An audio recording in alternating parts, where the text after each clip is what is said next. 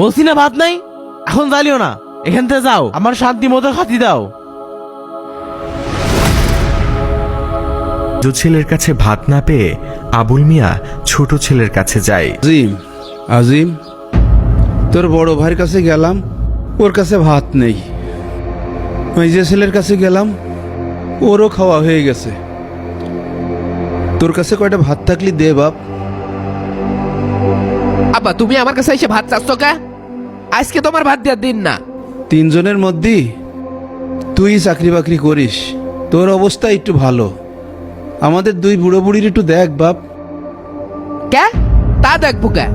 জমি জমা দেওয়ার সময় তো সমান 3 ভাগ করেছো, তখন তো আর আমার দিকে তাকাওনি। তোমার যে ছেলের কাছে ভাত খাওয়ার কথা সেই ছেলের কাছে যাও, আমি এত দায়িত্ব নিতে পারবো না। অনেক ক্ষুধা লেগেছে বাপ, কয়টা শুধু ভাতই দে। ঘরে কাঁচা মরিচ আছে, তাই দিয়েই খেয়ে নিবানে। ভাত নেই, আর যে ভাত ছিল সেই ভাত গরুকে দিয়ে দিয়েছি।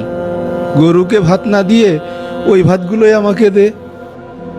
দেখছো না আব্বা, আমার গরুর স্বাস্থ্য আগে থেকে কত কমে গিয়েছে। আর এই বিকেলবেলা করে চালানো তো আব্বা, যাও তো যাও তো যাও। হায় রে সন্তান, জমির ভাগগুলো পেয়ে গেছিস, এখন আমার থেকে গরুর মূল্যই তোর কাছে বেশি। থালা হাতে কোথায় যাচ্ছ? দেখি কারোর বাসায় দুটো ভাত পাওয়া যায় কিনা। তার মানে দুপুরে খাওনি? 3 ছেলের কেউ দুটো ভাত দিল না। এখন ভাত কোথায় পাবো? তোমার জন্য কি ভাত রান্না করেছে? আর তোমার বৌমা কি তোমার জন্য ভাত রান্না করে বসে আছে? তোমার যে ছেলের কাছে ভাত খাওয়ার কথা সেই ছেলের কাছে যাও। সারাদিন না খেয়ে আসি। শেষমেশ কোনো কুল কিনারা না পেয়ে আবুল মিয়া রাস্তায় বের হলে চেয়ারম্যানের সাথে তার দেখা হয়। তিনি চেয়ারম্যানকে সব খুলে বলেন। চেয়ারম্যান তাকে নিয়ে বাসায় আসে। আই এটা কি হলো? কি হলো? হ্যাঁ, তুই আব্বার আমার কাছে খাতি পাঠাইছিস কে? তোরা তো ভালো করেই জানিস আমার ব্যবসা বাণিজ্য ভালো চলছে না, আমার আয় রোজগার কমে গিয়েছে, আমি আর বাপের খাতি দিতে পারবো না। তোরা খাতি দে। কে ভাই, আজকে তো তোর খাতি দেওয়ার কথা, আমি খাতি দেবো কেন? আমি একদিন খাতি দিতে পারলাম না বলে তোরা খাতি দিতে পারবি না?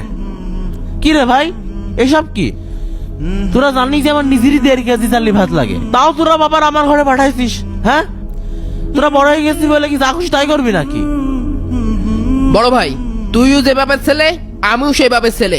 তুই বাবাকে খেতে না দিতে পারলে আমিও খেতে দিতে পারবো না। আমার ব্যবসা বাণিজ্য ভালো চলছে না, তাছাড়া আমার সংসার বড় হয়েছে, ছেলেপেলের পড়াশোনার খরচ, আমি এখন বাপের খাতি দিতে পারবো না।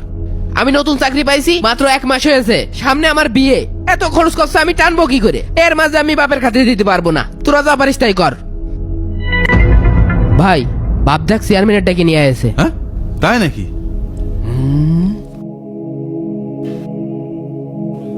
আসসালামু আলাইকুম চেয়ারম্যান সাহেব। ওয়ালাইকুম আসসালাম। বসেন বসেন।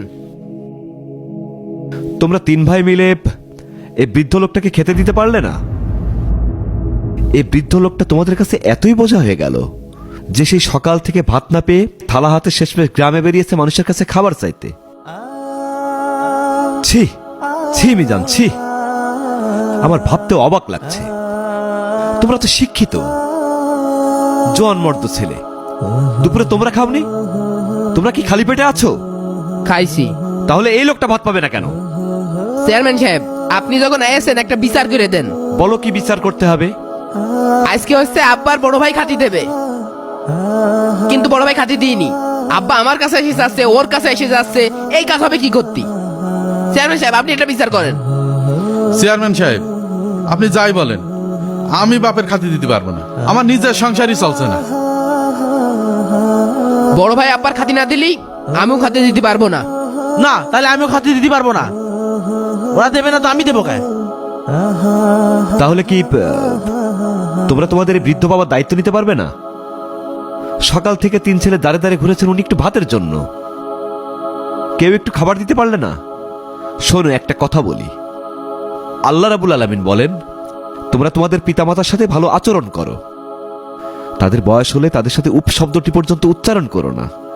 চেয়ারম্যানের কথা শুনে বড় এবং ছোট ছেলে কিছু না বললেও মেজো ছেলে বলল, চেয়ারম্যান সাহেব, আমি আসলে বুঝতে পারিনি, আব্বা আমার সাথেই খাক, আমি নাই চাইটাই কমই খাবো না, কিন্তু আমি আমার বাবার এভাবে বাইরে দেখতে পারবো না।